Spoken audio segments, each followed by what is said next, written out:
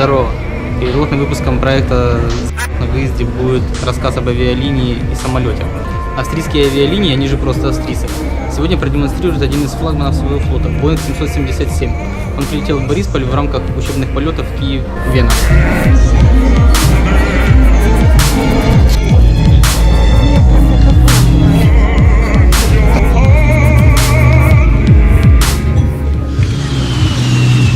Пока мы идем к самолету, будет несколько слов о самой авиакомпании.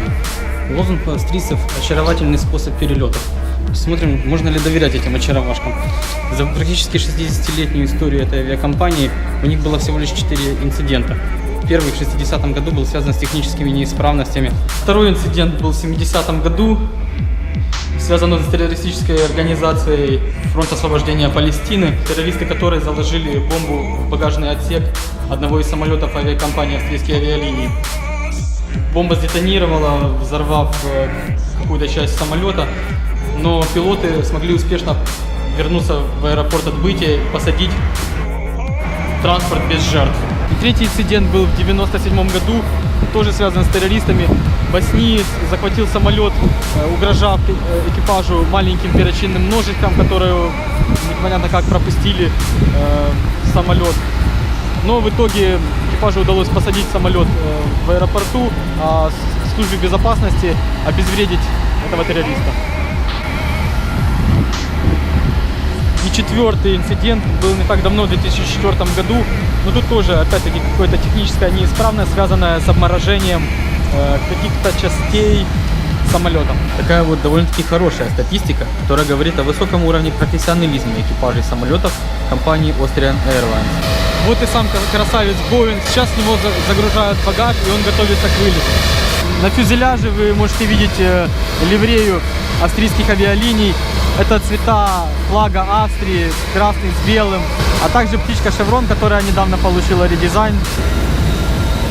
Название у самолета «Голубой Дунай». Прикольно. Да, очень круто. Настоящая моща. Это Boeing 777, ребята, запомните. Boeing 777, или как его еще называют, 777, действительно стал джекпотом для компании Boeing.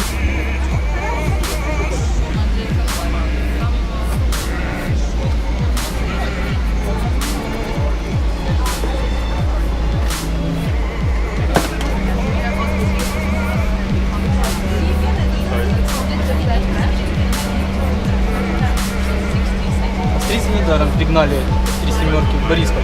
И этот красавец находится здесь для демонстрации инноваций австрийских авиалиний.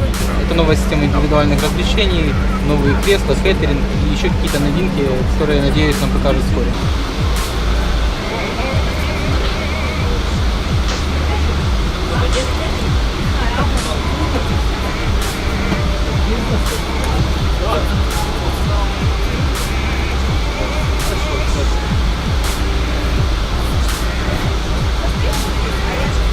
Кресло в бизнес-классе можно менять в разные положения. Например, функция релакс позволяет просто расслабиться в кресле. Помимо этого есть еще много функций, например, массаж или же положение сна, которое превратит кресло прямо в кровать. Попробуем.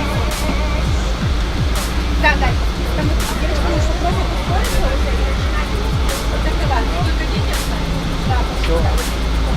Так нужно отдыхать в первом классе.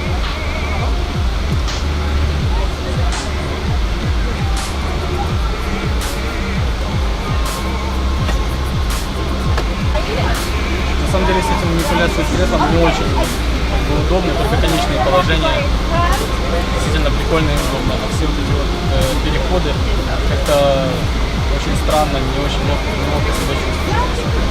Но все равно неплохо. Есть здесь и эконом-класс. Вообще эта комплектация самолета рассчитана на 200 человек. И одной из экономически выгодных моментов этой модели стало то, что...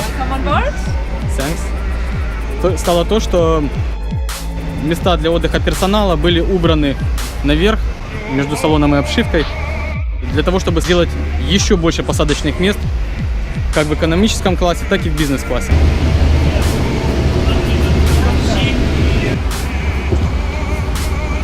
Вот такой вот узкий коридорчик ведет в кабину пилота.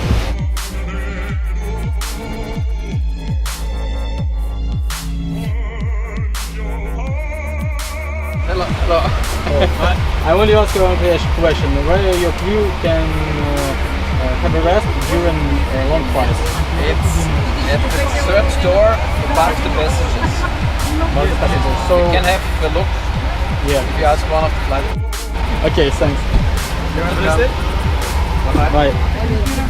Итак, бортпроводники сейчас покажут нам место, где они отдыхают во время длительных перелетов. Самолет дальномагистральный может преодолевать дистанции очень большие. В 18 часов практически он может находиться в движении, не заправляясь и не меняя экипаж. How do you call it? It's the crew rest compartment. Crew rest compartment. Have you ever tried to have a rest here?